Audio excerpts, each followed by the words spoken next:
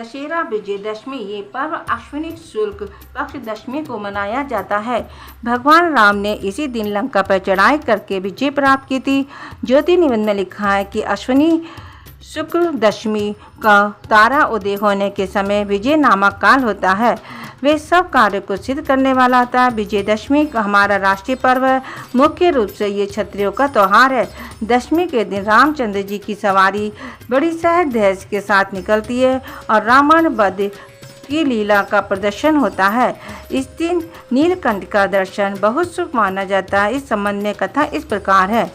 कथा, एक बार पार्वती जी से पूछा कि लोगों में जो दशहरे का त्यौहार प्रचलित है इसका क्या फल है।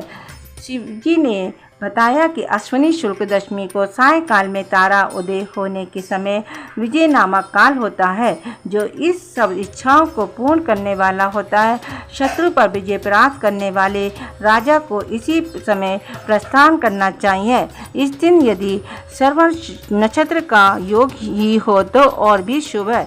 मर्यादा पुरुषोत्तम भगवान रामचंद्र ने इसी विजय काल में लंका पर चढ़ाई की थी, इसलिए ये दिन बहुत पवित्र माना जाता है और क्षत्रिय लोग इसे अपना प्रमुख त्यौहार मानते हैं। शत्रु से युद्ध करने का प्रसंग न होने पर भी इस काल में राजाओं को अपनी सीमा का उल्लंघन अवश्य करना चाहिए।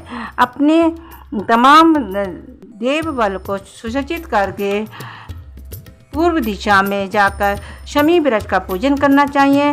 पूजन करने वाला शमी के सामने खड़ा होकर इस प्रकार ध्यान करे कि हे शमी, तू सब पापों को नष्ट करने वाला है और शत्रुओं को भी पराजय देने वाला है। तूने अर्जुन का धनुष धारण किया और रामचंद्र जी से प्रिय वाणी कही। पार्वती जी बोली, शमी वृक्ष ने अर्जुन का धनुष कब और किस कारण धारण किया था? तब रामचंद्र जी से कब और कैसी प्रिय वाणी कही थी, सो कृपा कर समझाइए। शिवजी ने उत्तर दिया, दुर्योधन ने पांडवों को जुए में हराकर इस शर्त पर बनवा दिया था कि वे 12 वर्ष तक प्रकट रूप से वन में जहाँ चाहें फिरे, किंतु 1 वर्ष बिल्कुल अज्ञातवास में रहें। यदि इस वर्ष में उन्हें कोई पहचान लेगा तो उन्हें 12 वर्ष और भी वनवास भोगना पड़ेगा। उस अज्ञातवास के समय अर्जुन अपना धनुष बाण एक शमी वृक्ष पर रखकर राजा विराट के यहाँ बृहन्नला के वेश में रहे। विराट के पुत्र कुमार ने गौओं की रक्षा के लिए अर्जुन को अपने साथ लिया और अर्जुन ने शमी के वृक्ष पर से अपने हथियार उठाकर शत्रुओं पर विजय प्राप्त की थी। शमी वृक्ष ने अर्जुन के हथियारों की रक्षा की थी।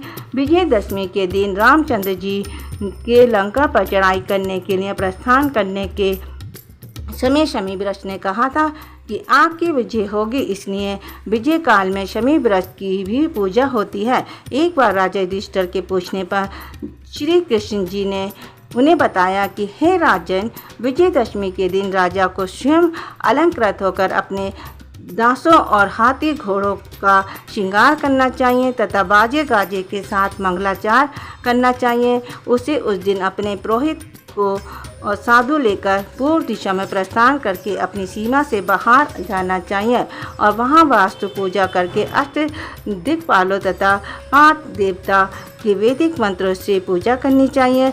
शत्रु की मूर्ति अथवा पुतला बनाकर उसकी छाती में बाण लगाएं और पुरोहित वेद मंत्रों का उच्चारण करें। ब्राह्मण की पूजा करके हाथी घोड़ा शस्त्र शस्त्र आदि का निरीक्षण करना चाहिए। ये सब क्रिया सीमांत में करके अपने महल में लौट आनी चाहिए। जो राजा इस विधि से विजय करता है वे सदा अपने शत्रु पर विजय प्राप्त करता है। मेरी कहानी को लाइक कीजिए, शेयर कीजिए, सब्सक्राइब कीजिए, कमेंट कीजिए। Thank you.